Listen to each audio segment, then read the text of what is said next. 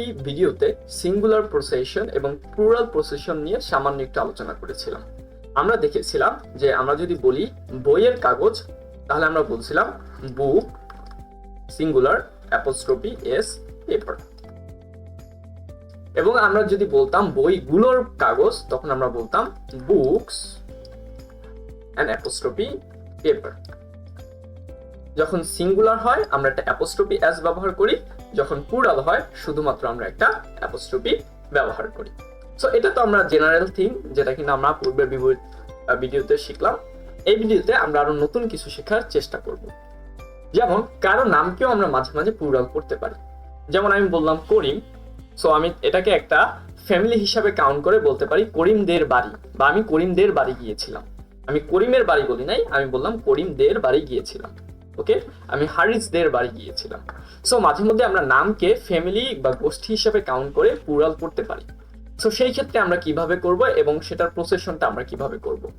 So প্লুরালটা করার নিয়ম হচ্ছে, যেমন যদি আমার থাকে করিম,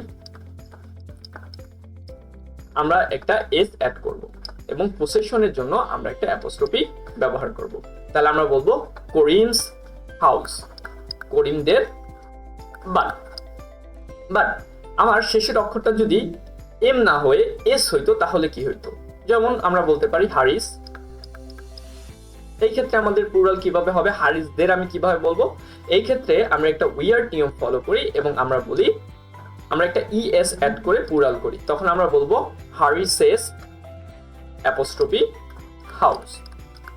তো আমরা যখন কোনো নামকে প্লুরাল করার চেষ্টা করব, সেই নামটি যদি এস ব্যতীত অন্য কোনো লেটার দিয়ে শেষ হয়, আমরা একটা এস এবং অ্যাপোস্ট্রফি দেওয়ার মাধ্যমে প্লুরাল পসেশন করতে পারি।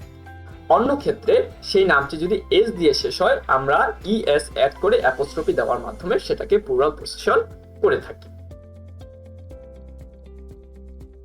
ওকে, এখন সব প্লুরালের ক্ষেত্রেই যে আমরা অ্যাপোস্ট্রফি ব্যবহার করব, শুধুমাত্র অ্যাপোস্ট্রফি ব্যবহার করব এরকম না। কিছু কিছু ইরেগুলার প্লুরাল নাউন আছে, যেমন মনে করো মেন, তারপরে রয়েছে ওয়েমেন, তারপরে রয়েছে তোমার মাইস ইত্যাদি। সো এইগুলার ক্ষেত্রে আমরা প্লুরালের ক্ষেত্রে শুধুমাত্র তো অ্যাপোস্ট্রফি ব্যবহার করতাম, তাই না, প্লুরাল পসেশনের ক্ষেত্রে। বাট যেহেতু এগুলা ইরেগুলার, আমরা এই প্লুরাল পসেশনের নিয়মটা ব্যবহার করতে পারি না। রেদার আমরা সিঙ্গুলার পসেশনের ক্ষেত্রে যে অ্যাপোস্ট্রফি এস ব্যবহার করতাম, সেটাই এখানে ব্যবহার করব। So man's, women's, mice's. So এরকম আমরা করার মাধ্যমে পসেশন করতে পারি। সো আমরা যদি এটাকে একটু রিকল করতে চাই, যদি সিঙ্গুলার কোনো নাউন হয় আমরা অ্যাপোস্ট্রফি এস এর মাধ্যমে সেটাকে প্রসেশন করি। প্লুরাল হইলে আমরা শুধুমাত্র একটা অ্যাপোস্ট্রফির মাধ্যমে সেটাকে প্রসেশন করি। যদি কোনো নাম থাকে সেটাকে আমরা প্রসেশন নিতে চাই, সেটাকে প্লুরাল প্রসেশনে দিতে চাই। সো নামটাকে আমার প্রথমে প্লুরাল করতে হবে। নামটা যদি নামের শেষ অক্ষরটা যদি এস ব্যতীত অন্য কোনো অক্ষর থাকে, সেই ক্ষেত্রে আমরা একটা এস এনে সেটাকে প্লুরাল করি এবং এটাকে প্রসেশন করার জন্য একটা অ্যাপোস্ট্রফি ব্যবহার করি। এবং নামের শেষের অক্ষরটা যদি আমার এস থাকে, সেই ক্ষেত্রে আমরা ইএস এনে এবং অ্যাপোস্ট্রফি করার মাধ্যমে প্লুরাল প্রসেশন করে থাকি। কিছু কিছু ইরেগুলার প্লুরাল আছে, যেমন ম্যান, ওমেন, মাইস, সেগুলোর ক্ষেত্রে আমরা শুধুমাত্র অ্যাপোস্ট্রফি দেওয়ার মাধ্যমেই প্রসেশন করতে পারি না। রেদার এই ক্ষেত্রে আমার অ্যাপোস্ট্রফি এস দেওয়ার মাধ্যমে প্লুরাল